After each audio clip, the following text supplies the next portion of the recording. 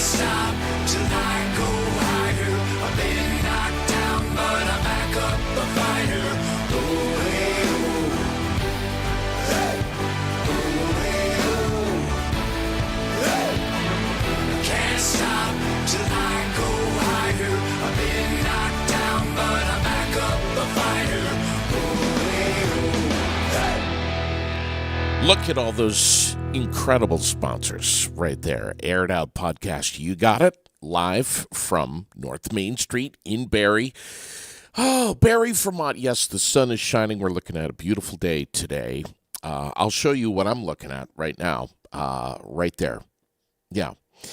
Empty chairs. Raylene is not going to be in this morning. I'll be with you for a short time, solo this morning. And my God, you never know who could walk in. I mean, anything could happen, really.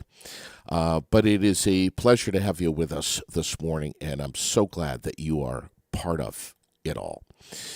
We're looking at sunshine and around 71 degrees today, which is just beautiful. I don't know if I would say that's like perfect swimming weather.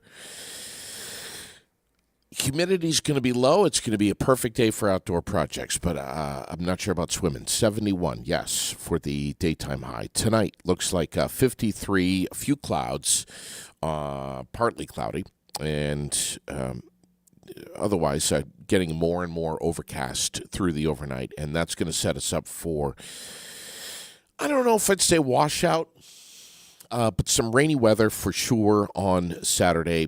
Off and on rain showers, 68 degrees is what Roger Hill is saying. And Sunday, yesterday I had heard that Sunday was going to be a rainy one as well. Now they're saying showers early, but getting out of the way to some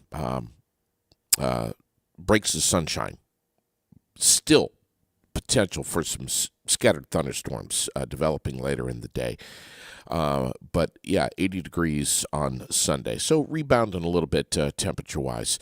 This morning, I'm going to be chatting with a guy named Dan Snell, who's a political expert and has held office not once, but 5 times, and a big fan of the leadership styles of Reagan and JFK.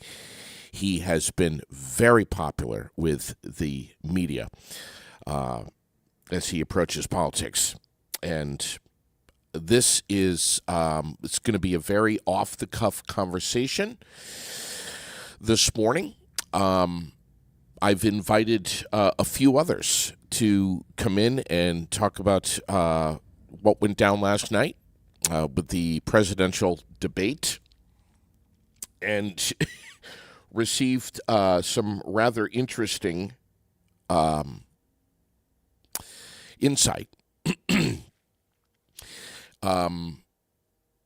including this is what I'm saying, blah, blah, blah, and I have no interest in saying that on the air. I don't want anyone to know what I think or feel about that. And I'm not just talking about one person. I'm talking about maybe 4 that I reached out to. Dan's possibly the only one that's brave enough to come on the air this morning and talk about this. I don't know. I mean, listen, and another friend is more than willing to come on, but has an appointment this morning to give his 2 cents on it. I don't know, man. It's last night's debate was, I don't know, at least in my opinion, and again, Dan will be on the air here in just a little bit, and I'm sure he'll have a more insightful and professional outlook than me. But I don't know. Looks like we got Paul Brody with us. Paul, good morning. What's up, man? Do you hear me okay? Do you say do you use the words shit show for the debate last night? No, I don't use those words for anything. Okay. All right. Me personally. All right. I'm going to use the words shit show because that's what I thought it was. I'd use circus. You say so? Circus is good. Circus is good. I'm assuming you watched the whole debate. Oh yeah, every second of it. Not. I can you tell me what your take is on last night? Yeah. I mean, I didn't watch it, so what do you want? Oh, did you? I can't give you feedback oh my on. God! Did you watch any highlights? No. What? No, I can give you my feedback on why I didn't Oh, please, participate in the circus. please. All right, I was walking too fast. I'm out of breath. Yeah. I got to slow down. I'm walking now. Okay. Let me catch my breath. Yeah. And then I'll tell you my story. All right. So here's the thing. I don't think that politics is good. That's it. I'll just play with you. I think. All right. So my personal opinion. Here's the thing. You've seen the bumper sticker that says, "If you don't vote, don't complain," or whatever language they choose to use for that, right? Yeah. You know that phrase? Yeah. Okay. Yeah. So here's my thing. If you vote, then you are consenting to participate in the system. If you consent to participate in the government system, then you are accepting whatever governor is chosen for you. And it's chosen by your peers. So you cast your vote for A, but B gets elected, don't complain, because you're consenting to be governed. That's my position. My position is if you vote, then don't complain, because you consented to be governed. So I don't vote. I prefer anarchy. Shouldn't it be more like if you don't vote, you shouldn't complain? If you don't vote, you shouldn't complain. No, because if you have someone trying to govern you against your consent, I think you're allowed to complain at that. If I come into your house and tell you how to do your dishes and how to clean your house and how to stack your whatever, how to fold your laundry, if I come into your house and tell you how to do that stuff, are you gonna be upset with me? You didn't invite me. I come in uninvited. What would you think about that? Yeah. I got What you. would you think about it? Answer the question. What would you think about it? If you didn't invite yourself and you showed up at my house and you didn't invite me. Your neighbors asked me to come over to your house and tell you how to live. Yeah. So I came over to your house and told you how to live. What would you say? Well, about that? I'd probably consider what you had to say about how I load the dishwasher and if the right way is versus the wrong way, and the same with my laundry and how to clean the house a little bit and whatnot. But I'd probably also tell you that if I didn't agree with you, to piss off. Hit the road. Yeah. Yeah. Right. Okay. So that would be a complaint. Oh, okay. Right. And that would be justified, I think. So now, if you and your neighbors get together and say, we're going to choose between A and B, who's going to come into our houses and tell us how to live? And you vote for A. And A is going to go around and tell everybody in your neighborhood how to live. And you vote for that. And your guy wins because you agree with him. Yeah. You're not going to complain. But your neighbors might because they voted for B. And if your neighbors vote for B and B comes into your house and tells you how to live, then you're going to complain because you voted for A. Yeah. Right? Now, if you don't vote and your neighbors force this on you, I think you have the right to complain. So then the argument becomes, oh, that's ridiculous thinking. That's Pollyanna thinking. You can't have a country without government. Okay. Well, then let's not have a country. Can we not just be humans? Can we not just agree that we're all in the same boat, all of us around the world? And we have all these attachments to belief that are causing problems. All war and poverty, homelessness, it's all caused by attachment to beliefs. Why don't we have human connection? Yeah, let's have human connection instead of attachment to belief. All right, we're gonna sneak Dan on here in just a little bit, but some comments coming in. Who doesn't enjoy hearing half-baked postulations from someone who didn't bother to spare 90 minutes to watch the debate? I mean, that's just one of the comments coming in this morning. I'm trying to see the monitor from as far away as I possibly can here, but my God, I mean, just I don't know. Of course, I watched the debate last night, and I just simply, I don't know. It seems like the older I get, the less surprised I am by certain things. But last night, watching the debate, I was really surprised. Dan Snell's with us. Good morning, my friend. How are you? Good morning, JD. Happy Friday to you and all your viewers and listeners. Man, I am so glad to have you on this morning. I got to say, I was just saying, very few things surprise me anymore. I don't. It seems like the older you get, the more that happens. But last night, I had to pinch myself a few times to say, is this really going on right now? Am I really sitting here on my couch listening to two presidential candidates? Does my little girl, who's 9 years old, is this really the future that she's going to have to live in? I mean, this is... Listen, I don't know how old you are, Dan, but man, have you ever seen anything like that last night in a presidential debate? Yeah, it was one of those things that you will remember. We will remember, both of us sitting on our couch, having our mouths open as to what just happened. Particularly, I remember looking up at my clock at 8:12 Central Time. Here in the East would have been 9:12 your time, and that's the first moment, after struggling a little bit on his answer, that President Biden basically kind of froze. I remember writing down here, I had a little Benjamin Franklin side-by-side pros and cons for each candidate to keep track of, but I remember writing down the 12-minute freeze. Yes. And it happened early. My reaction was, my wife was in the other room, and I was screaming, "Oh my God! Oh my God! Are you seeing this? Are you hearing this?" I mean, he started out very weak, and seemed to get a little bit more engaged and more in gear as the night went on, but.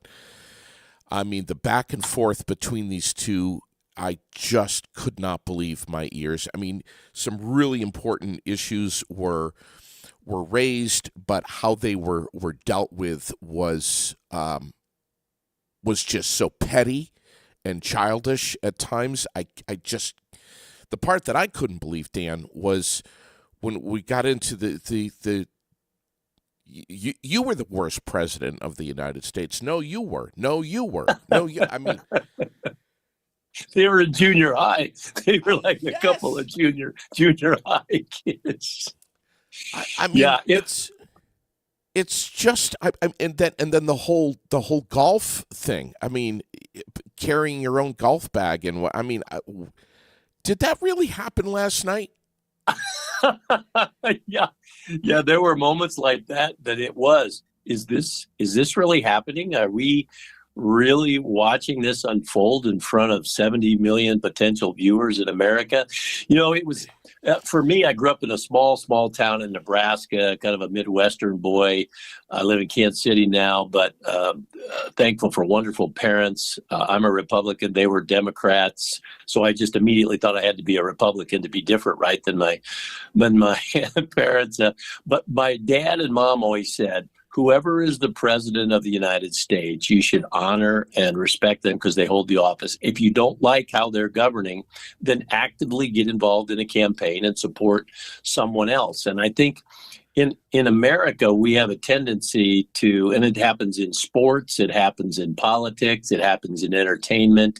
When someone is in a high place, it's almost like we want to see them fail. And I was sad for President Biden. I mean, has he done some good things? Yes. I had said on some radio and TV, gosh, probably months ago, that the best thing, if he were really to look in the mirror and say, I'm the leader, the most powerful man in the free world, he should look in the mirror and say, it might be best, as he said 4 years ago, that there will be a time for younger leadership to come upon the Democratic Party and the nation.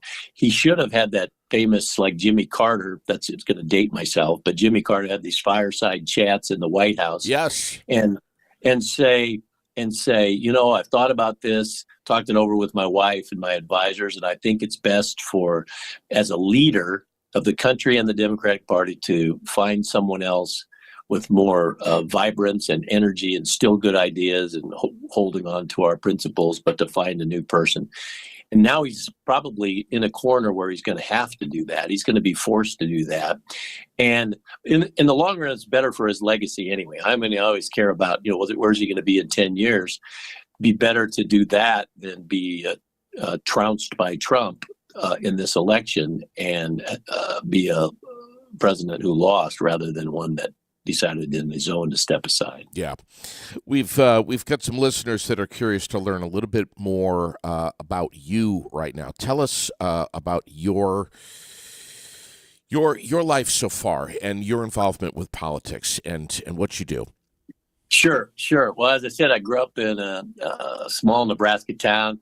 I got involved in in my first election arena that I read the book Sincerely Ronald Reagan, and I just got enamored with that book. And I went to a meeting that was for the Nebraska Republican Party, and the next thing you know, I was named the Lancaster County, which is Lincoln, Nebraska, the Lancaster County chairman of the Ronald Reagan committee. I guess they told me that I was the youngest campaign chairman for a county of 100,000 people. At least that's my story, and I'm sticking to it. They said that, but it's funny because Reagan at the time was 68 or 9.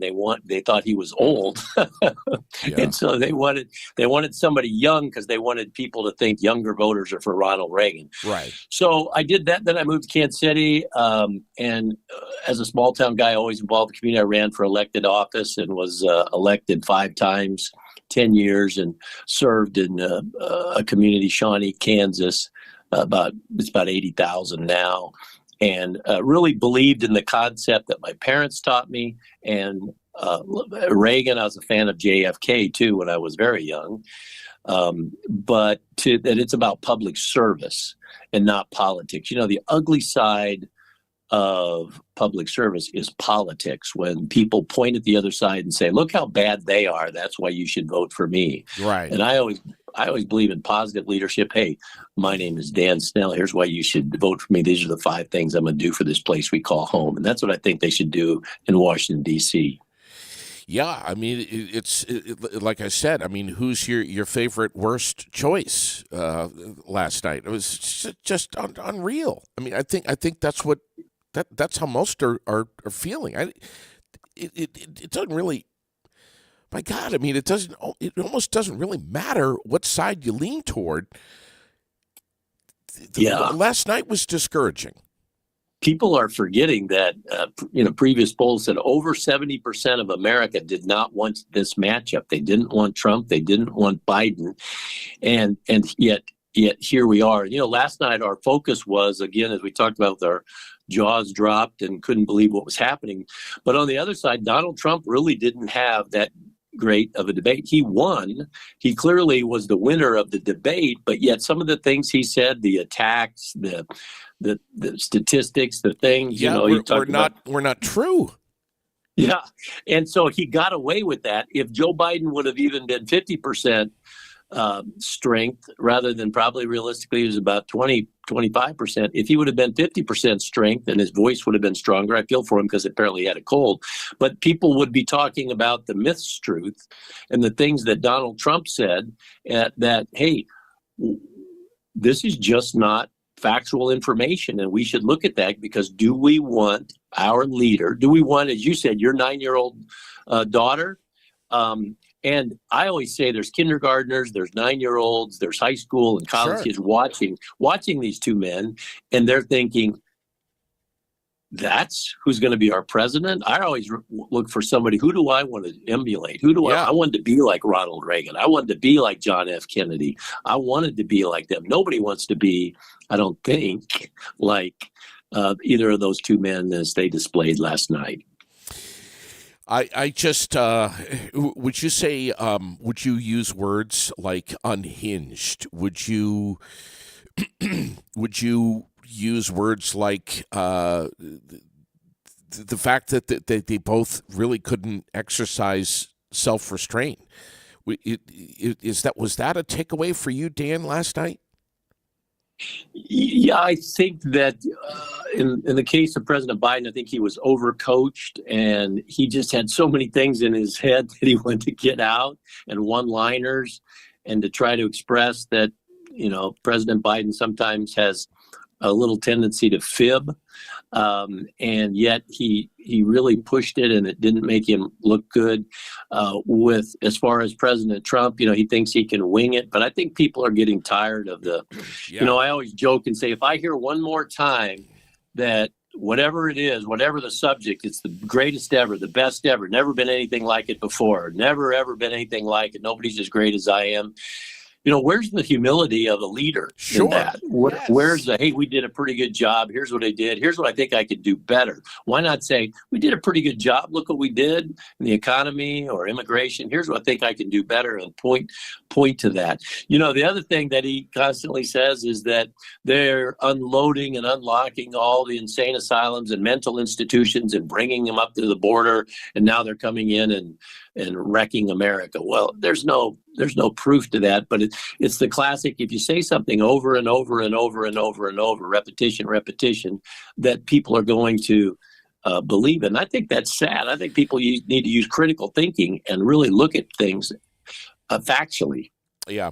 And speaking of which, did you see that fact check link at the bottom of the screen? Yeah, last night. Yeah.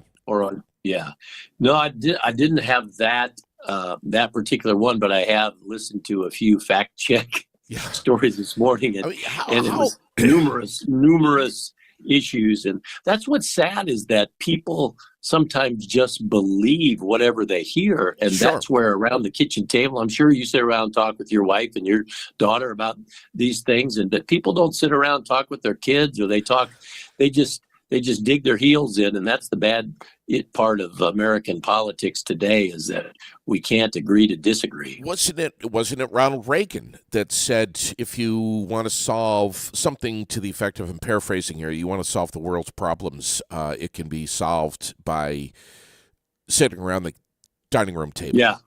All great solutions are usually created around the kitchen table. Yeah. And he as a leader, I think if we could harken back to a Ronald Reagan or a JFK, they had a vision. They tried to inspire people. Everybody's different, whether it's your personal faith or your personal character. Or I can remember as a young boy, and I smile when I say this because I didn't think it was harsh, but getting my mouth washed out with Zest soap if I said a cuss word, right? Right. And to stand in front of a crowd and get them chanting some of the things, like, I don't know if I could say this on your show. Of course you can. My conscience, but BS, only the whole thing, having a crowd chanting over and over and over, when there are 9-year-old girls, 5-year-old boys, moms and dads, grandparents. I just don't think that's the kind of leader that I want to follow. And in the case here's the struggles. In the case of Joe Biden, I clearly, with all respect, but if this is how he is today, how will he be at 84 or 85? And that's why I think that the question of who will replace him, and then that might bring us to another question, because there's a lot of names out there being tossed around as who might it be. But either of these two gentlemen, it's too bad that we couldn't have a fresh look for America and two fresh faces. Now, some of your listeners may not agree with that. We just got a comment a minute ago. In all of America, with all of the people we have, we can't find two other candidates. What I'm tired of hearing is how they use words like thousands and hundreds of thousands and millions and billions and trillions. I mean, it's just, there's so much exaggeration that's going on, and stuff that is just so out in left field and not reality. Yeah, it's It's, I think the advent of social media and not really discussing things, but people put it out there and it gets retweeted and sent on down the way. I have friends across all the spectrum, and I watch news from the far right to the far left and all in between to try to really filter out truth or to get both sides of it, because I try to stand in what's really good for the future, of the country, not just partisan politics. But people, I can say with a smile now, I remember during the Republican primary, there was a debate and Trump held his own show, I think. And he said, over 70 million people will be watching my podcast with me instead of watching the other debate. So I can say today, you know what, JD, I think over 100 million people will be listening to your podcast here and this. And because I said that, it must be true, right? Yeah, go ahead. You go ahead. Go ahead. No, it's just I totally understand exactly what you're saying.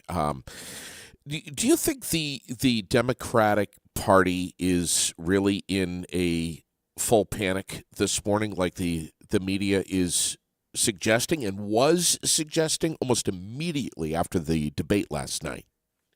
Yeah, I think it was because it was so shocking in the appearance of the president that I think that's where they went. Now, historically, the incumbent president in a debate, the first debate, usually gets shots taken at him and doesn't always do as well. And then they rally and recover on the second one. But in this case, I think they probably are realistically. They have to look at, the last year and some of the things. And if the Democrats want to win the White House, I think they probably have to convince President Biden, hey, will you agree to step aside and let's find somebody together, and you become a kingmaker. Then he becomes a kingmaker instead of a fallen king, perhaps. Yeah. So many issues were brought up by the moderators last night, from taxes to foreign policy to so many. And both candidates just dodged the questions that they I mean, especially Trump. He just needed to continue his rant and use his time to stand up on that soapbox without answering the questions that were specifically asked. And the moderators had to go back several times and say, with specific to this, you have 35 seconds to answer left. I mean, it's unbelievable. Yeah, and he is a master at deflection and spinning off in a direction and using some of his standard buzz lines. And the MAGA people and people that believe in him think that's fine. I can remember both fondly and laughing at myself in a debate in the early days when I was running for city council, and I was asked a question, and I answered the question, and then my opponent was asked a question, and he hemmed and hawed and deflected and moved around, and the moderator was actually a county commissioner, female, and she said, "Larry, what part of a yes or no answer don't you understand? Yeah. Is it yes or is it no?" And I think last night there was some questions I think people deserve the answer to from President Trump, and he deflected and spun off and I mean, even abortion. I just couldn't believe. I just couldn't believe what I was hearing. Yeah, it's both of these gentlemen. Gosh, we just have to look at a country. I think this could be a defining moment, or the advent of a fresh start, I hope, for America, where we look at what did we get ourselves into in the last 4 to 6 to 8 years, and let's start raising up. When I was a city councilman, I started a leadership development program. Now over 500 people have gone through it. Some have gone on to be attorney generals of the state of Kansas and held elective offices.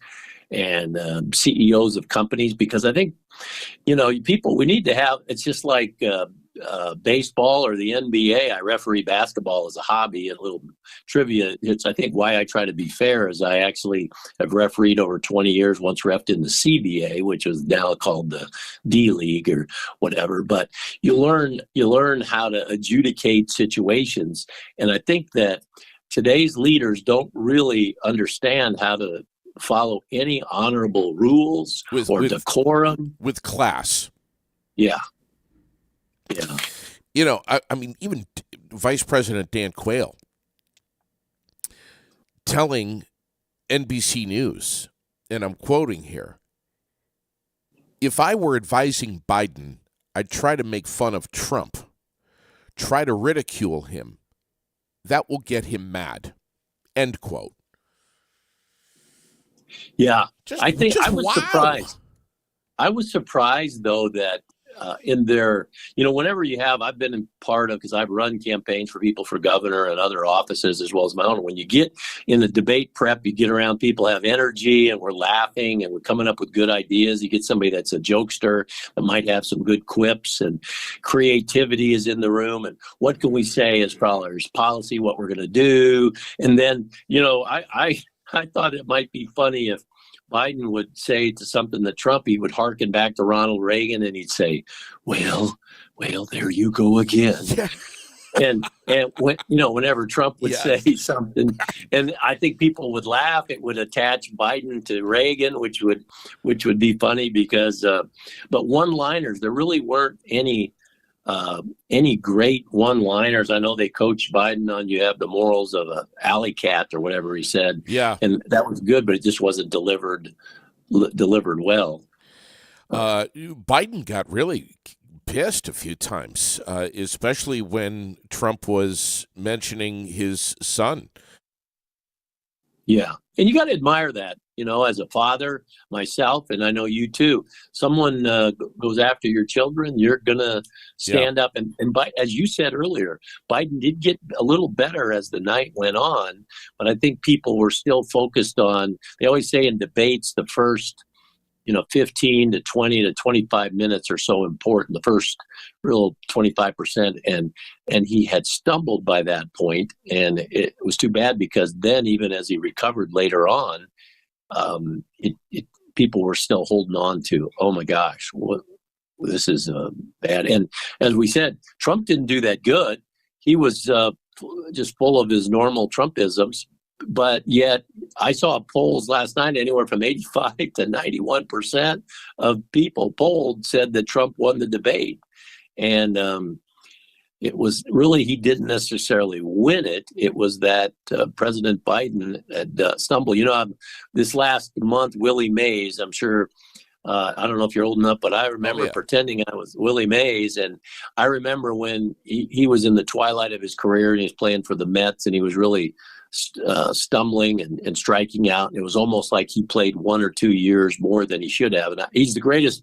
I call him the most winsome baseball player that ever lived.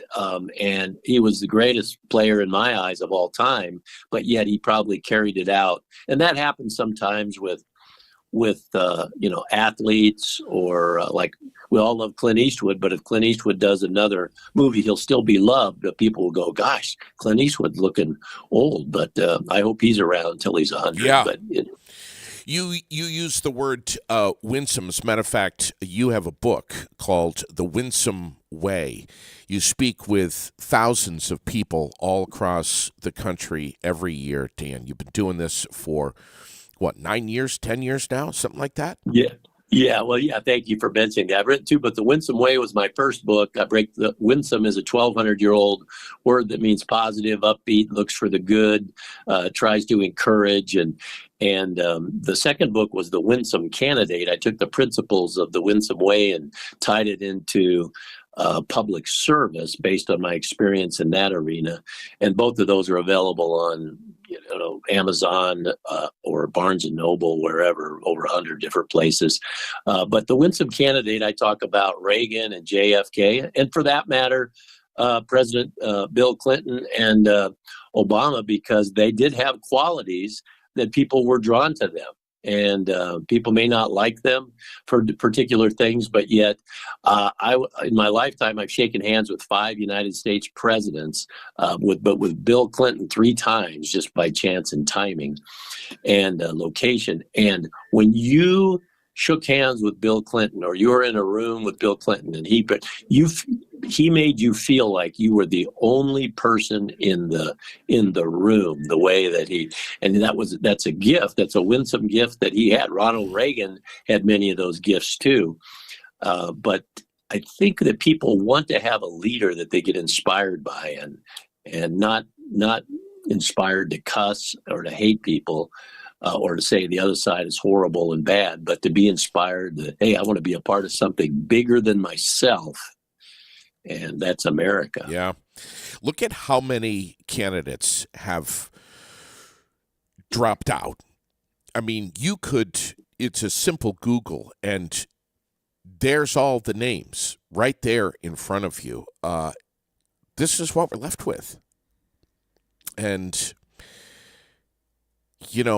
I mean, we've even got comments this morning, suggesting, why bother voting? What's the best of the two evils? I mean, this is, not to be negative, Dan, but this is discouraging for so many Americans this morning. Yeah, well, I would encourage your listeners, be sure and vote, but bigger than that, especially at the local level, the city level, or even school boards, but the county level, the state level, get involved. There's something really empowering, or gives you a sense of, hey, I'm part of this place I call home, if they get involved and actually help a local candidate. Most people don't even know who their city councilman is, for that matter, their congressman or their senator. And I think that people need to be more part of the solution. The S, I break the word winsome out into an acronym, and the I stands for be interested, so people should be more interested, but the S stands for be a solutioneer, and that's what we don't have in this presidential race, or oftentimes congressional races or wherever. We don't have people saying, hey, here's the solutions that I'm proposing, and here's how I'm going to articulate to them. I ask you to believe in me and vote for me, because this is what I'm going to focus on. And we need more, more leaders that really follow a more winsome, not a woesome approach to leadership. Yeah, can you give us that more on that acronym that you write about in your book? Sure, yeah, I'd be glad to. Yeah, so I break the word winsome into each letter has a meaning. So the W is be willing. You were at some point, people said to you, hey, you have some good ideas, JD. Why don't you, get on the air or do a podcast? So you were willing to take the time, invest your energy. With people should be willing to reach out to people, to be a part, to maybe lift up somebody. They see somebody on the street. I've always heard the saying that people can change a life with a word, a look, or a touch. Just because sometimes you can have your antenna up and read that, hey, somebody needs a moment with somebody that cares. The I is be interested. That's a natural thing. After you're willing to, help somebody, be interested, listen to them, find out what, JD, tell me about your 9-year-old daughter. Tell me about life there in your town. Like I'm interested. I'd love to interview you. I see all the sponsors you have. Kudos to you. I've never seen so many sponsors appear in the front to the end. My compliments to you. But be interested, just as you're interested in asking about my book. The N is be a nurturer. We think of nurturing as nurturing a little baby, but you know what? We can nurture at any age. And we can nurture ideas, we can nurture people, we can nurture businesses. The S is be a solutioneer, as I talked about, kind of invented that word. But if you can engineer ideas and then be a solutioneer, people want to have, one of my mentors, Rich Becker, he's passed away. He was a mayor of a neighboring city, but he said, hey, he was always enthusiastic. He said, hey, Dan, people want to see their leaders working hard, coming up with ideas, getting things done, and biggest of all, having fun doing so. because people will follow you. It's kind of like Braveheart. People will follow courage, right? In that movie, he said that. Yeah. But people will follow. Zig Ziglar's, I write about him quite a bit in my book. Zig Ziglar always says, enthusiasm is the fuel that drives people to goals. But anyway, back to you can tell I have a little ADD. Sorry, JD. No, I love it. I love it. I love it. The O of Winsome is be optimistic. That's a pretty easy one. Try to be optimistic about not always finding the negative, but be optimistic about, like, I'm optimistic that this election cycle is going to shock people and we're going to have a turning point and a defining moment that we go, hey, we got to do this different, because one of these two parties is going to lose and they're going to realize, wow, we need to regroup and get better. M is be mindful. One of the things that I think in the case of this election is that Donald Trump isn't really mindful of anybody outside of MAGA or people that believe in him. I mean, he gets on, I follow Truth Social. I don't know if you're on that, but he retweets and tweets things. And I think he sees things that are supportive of him, but he's not mindful of that 20% of voters that are still probably undecided. They want, Bill Barr is Attorney General, who had, they kind of broke up, so to speak, but Bill Barr is going to probably vote for Republican, but he said, I just can't even think about Donald Trump being back in the White House, in the Oval Office. However, I don't want another 4 years of the existing administration. He wasn't really attacking Biden. I think it is true Biden surrounded himself with people that really didn't have experience, gravitas. I think he owed them favors for getting elected. And so the people that he put in leadership roles really, I think, have more to fail the country than Joe Biden himself. But anyway, be mindful is the M. And last is be an enroller. Hey, when you got your wife to marry you enrolled her, and what a great guy J.D. Green is. And we enroll people in every day. I was a professional salesman in technology for many years and did great, but I basically enrolled them in the idea and the vision, why my solution will help them make more money, save time, save energy. So that's how I break it down, and then I write in each chapter about that. It's the winsomeway.com. Yes. And then also the winsomecandidate.com is my political site. But you can get it, the winsomeway.com, but you can get the book. In fact, they're on sale. I think now the hardcover is actually less than the soft cover on Amazon.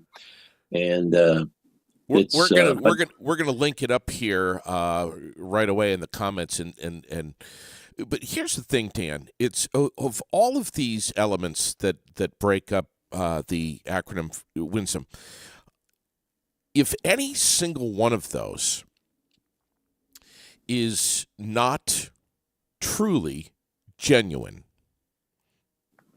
people will see through that and it'll be broken. Every single one of those links has got to be real and genuine so that it stays connected. I don't know. That's what I love that. I love that. I think I'm going to borrow that. I'll give you credit. Zig Ziglar, I said, when somebody comes up with you hear a good idea, you give them credit 3 times, and then the 4th and 5th time you say, somebody I know said this, and then after the 5th time you can just kind of claim it as your own. So I like that. And you're very right, though. You're true, because I look at this as kind of a guiding principle of my life, whether I'm in professional sales or I am an elected official or I'm a parent. Be willing, be interested, be a nurturer, all the things we want to be for our children. We want to be optimistic and mindful and enroll them in good ideas. And I think it's really true. I've written, the 2 books, working on another book. I've done some work with blended family. I'm sure a lot of your listeners have had marriage challenges, and they remarried and created a step family. And so I'm working with people that are in step families, blended families, to try to make a difference for them. And so we're going to work on a book of the Winsome family, to how kids and parents can be more winsome to each other. And there was some ideas and workbooks and ideas in the back. What was the biggest takeaway from your experience with meeting Zig Ziglar? He had been a hero of mine for so long. I remember seeing him in Omaha, Nebraska when he was speaking, and I was in my 20s. And it's like when you can meet a hero that has been a hero, I think the biggest takeaway was he genuinely is the things that he proclaimed to others to try to be. You know, he's famous for that saying, "You can have everything you want in life if you just help enough other people get what they want." Yeah. And that's truly the way that Zig Ziglar was. He helped me, his family, his son Tom now has taken over the legacy. His daughter Julie and Cindy, they're all still to this day. In fact, Tom Ziglar wrote the foreword to my book, The Winsome Way, and Tom wrote about, my first meeting Zig and then getting to spend some time with him. And, he just was genuinely, for sure, a winsome person, but just a man of just goodness. I got to say, I just dropped a little bit about you, the radio programs that you have hosted and co-hosted, and it says right here, to this day, 7 years after the show went off the air, over 2,000 plus free podcast downloads a month still take place. Yeah, because people you are a freaking expert, in my opinion, my friend. You know what would you call yourself a political expert? Well, no, I don't really call myself an expert. I might call myself a pundit, perhaps. Well, pundit, because whatever a pundit is, I don't know what a pundit is. But Dan Crilly calls you a political expert. Yeah, he does. Yeah, he's been great. Yeah, I see you mentioned that. Yeah, I'll tell you, one of the smartest guys I know, and I write about him in my book, the Robert Bob Sherwood, Silicon Valley, 3-time board of directors. The color monitors that you're looking at now and I'm looking at, he actually worked and was on the engineering team of Raster Ops, which not too many people will remember, but it was the company that created the technology or the board that went inside computers that took them from basically green screen or green or white text on a screen monitor to, at that time it was 16 million color. And the funny story is they took it to Bill Gates at Microsoft, and Bill Gates and his team said, why would we ever need more than 8 or maybe 16 colors for a spreadsheet just to highlight certain things on a spreadsheet? Why would you need any colors? And so they said, okay. Then they took it to Steve Jobs, and Steve Jobs said, I want a contract for this by the end of the week. Let's get going. And, it's just the difference in the two companies. And no disrespect to Bill Gates. Like I always like to tell people that Bill Gates, Tony Dungy, and Kevin Costner, those 3 guys, and myself, all 4 of us, JD, were born the same year, 1955.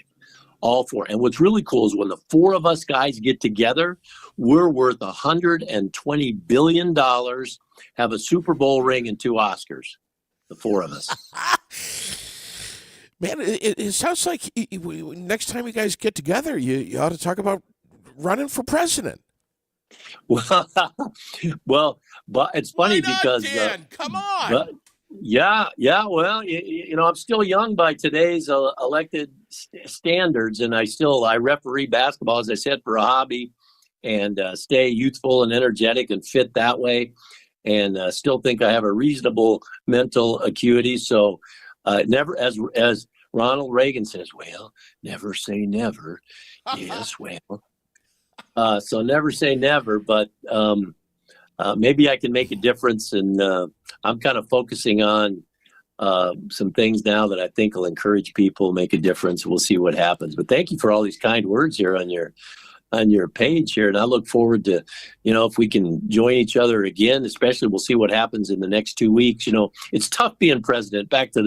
It's tough being president in the United States. I mean, it's the most powerful, but it ages. If you look at any president, it dramatically ages people in 4 years. And when you're already more older as President Biden. So I'd love to write the speech for him, because I think I could help him sail off into the sunset and have a legacy that people will go, there is some good that was done in the roads and the infrastructure bill and the internet to the rural Kansas or rural Nebraska or some of the rural areas. There are some things that he did, got us a little more attention on how to balance some things, that he could have a legacy that would stand better than if he stayed in and lost. And I hope that he does that for his own sake and for the country's sake. And I'll tell you, there's a lot of names out there, but keep an eye on this name. I don't know how much time we have, but the governor of Kentucky, a Democrat Kentucky is a huge Republican state, Andy Beshear,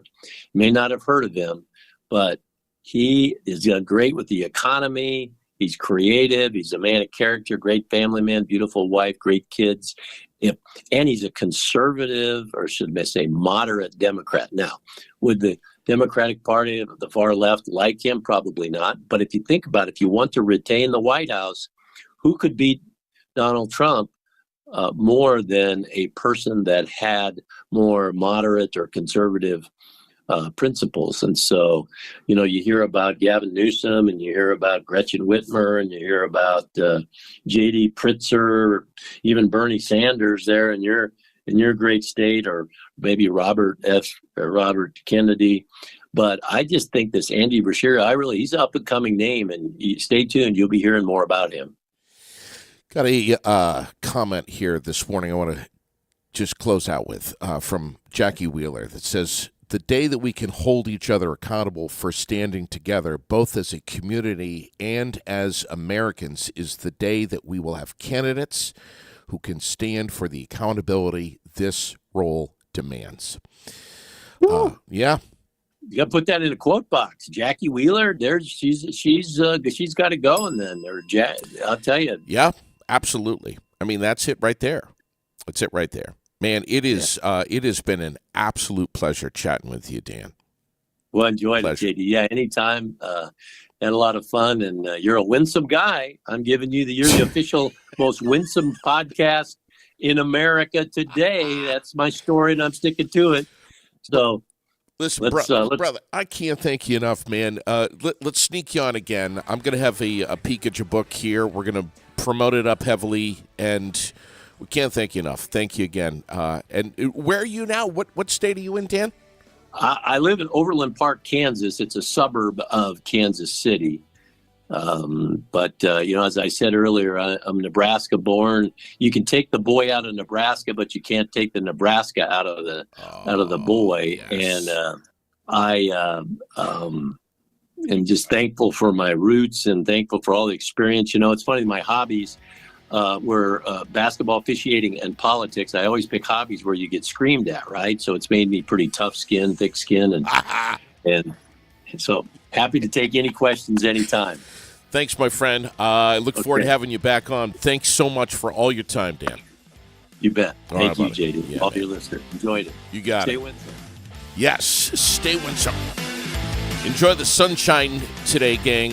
No matter what you got going on, make sure you get outside for that lunch break. If you can, roll the windows down, turn the music up, unplug a little bit from the media if you can. Stop listening to all the rhetoric. Just relax and enjoy life for what it is. Don't get too caught up in it because time's ticking. We can't get time back.